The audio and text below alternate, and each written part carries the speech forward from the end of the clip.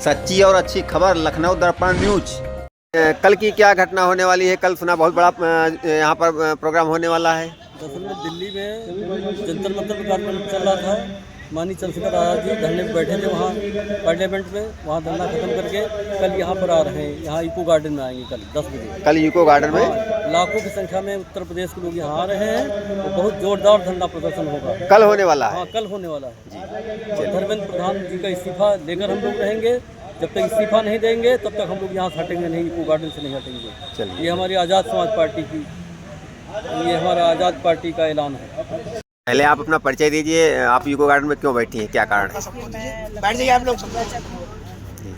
और मैं eco garden में इसलिए बैठी हूँ, आज हमारे हिंदुस्तान का युवा पूरी तरह लड़ रहा है और लड़ने के बाद भी कट रहा है, मर रहा है, मारा जा रहा है, लाठियाँ मारी जा रही हैं। इसके बाद भी उनको न्याय मिलने का कहीं समझ नहीं आ रहा है। तो हमारे हिंदुस्तान के जो युवा हैं इतने कमज़ोर नहीं हैं। अगर ये अपने पे आ गए तो इनको कुर्सी छोड़ के भागना पड़ेगा। इसलिए हमारे हिंदुस्तान के युवाओं को न्याय दें, हमारी बच्चियों को न्याय दें, नहीं तो ये हिंदुस्तान की पूरी महिला आंदोलन करेगी। कोई एक महिला घर में नहीं बचेगी, क्योंकि हर महिला के दिल में दर्द है। जिस तरह हमारे बच्चों को वहाँ मारा गया, आंसू गए, छोड़ी गई, इसके बाद में उनके हमारी हमने देखा है बच्ची के लाठी तक पीछे से मारते हुए करती है। उस पुलिस वाले को ये नहीं दिख रहा उसकी बहन बेटियां नहीं थी, तो बच्चा पीछे से जा रहा था, लड़की पीछे से जा रही थी, उसकी पीछे से लाठी मार दी। महिला सम्मान चल रहा है। तो वो सम्मान जो चल रहा है तो उनको पता भी चलेगा।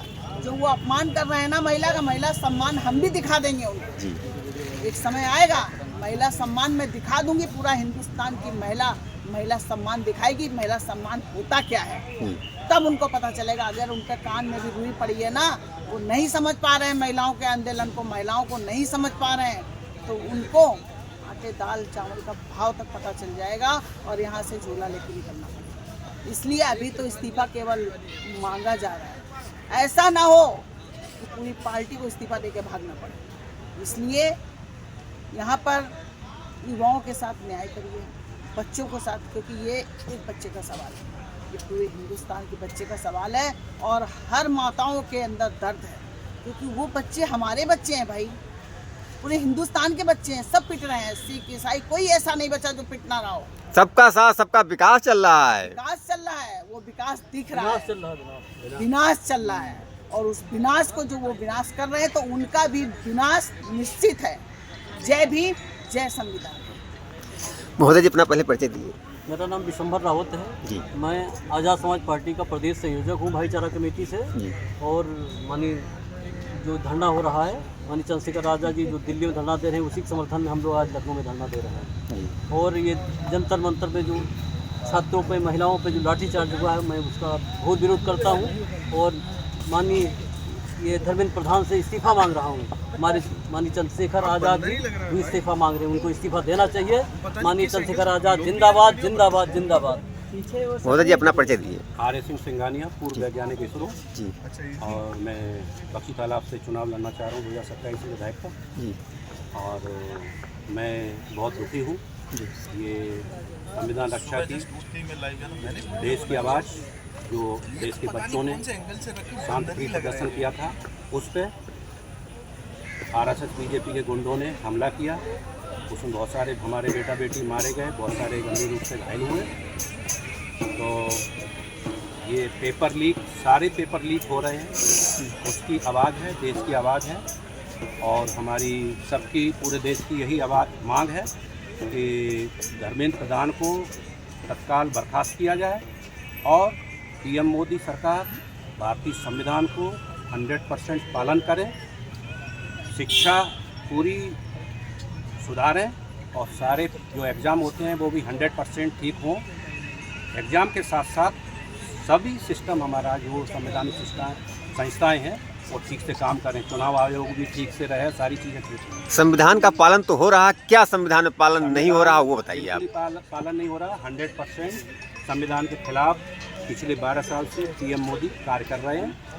पूरा देश बेरोजगार, इनका जो संविधान के खिलाफ ही मनवादी इनकी सोच है कि पूरे देश को अशिक्षित बनाओ, गरीब बनाओ और गुलाम बनाओ। तो ये देश को संपूर्ण रूप से गुलाम बनाने के लिए काम कर रहे हैं।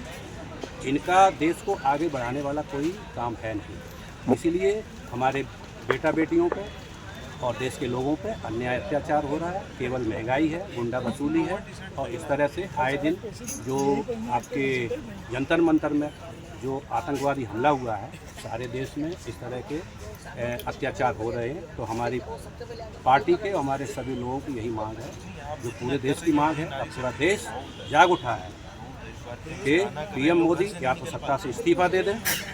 केवल धर्मेंद्र प्रधान के इस्तीफा ही सफिशेंट नहीं है। उनके इस्तीफा के बाद ये पीएम मोदी सभी दिशाओं में, शिक्षा हो चाहे स्वास्थ्य हो, और सारी संवैधानिक संस्थाओं को ठीक करें और संचालित करें, जिससे देश में न्याय सुरक्षा हो, देश की तरक्की हो, देश की सर्वमुखी विकास हो। महोदय जी, शिक्षा तो डिजिटल चल रही है, डिजिटल शिक्षा चल रही है जी। इनका जो झूठा मीडिया है 12 साल से झूठा दिखा रहा है, देश के खिलाफ ये जा रहा है। शिक्षा मंत्री का इस्तीफा, सिविल ड्रेस में जो गुंडे आए थे लाठीचार्ज कर रहे थे, उनके विषय में ये सभी आरएसएस बीजेपी के आतंकवादी हैं, मनवादी हैं।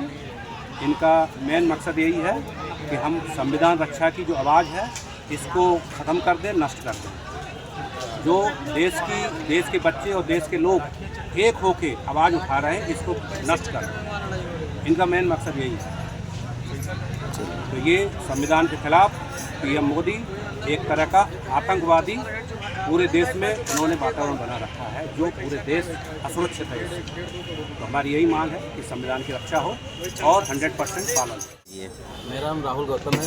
मैं आज़ाद समाज पार्टी बख्शी तालाब विधानसभा महामंत्री हूँ जी। तो यहाँ इको गार्डन में क्यों बैठे हैं, क्या कारण?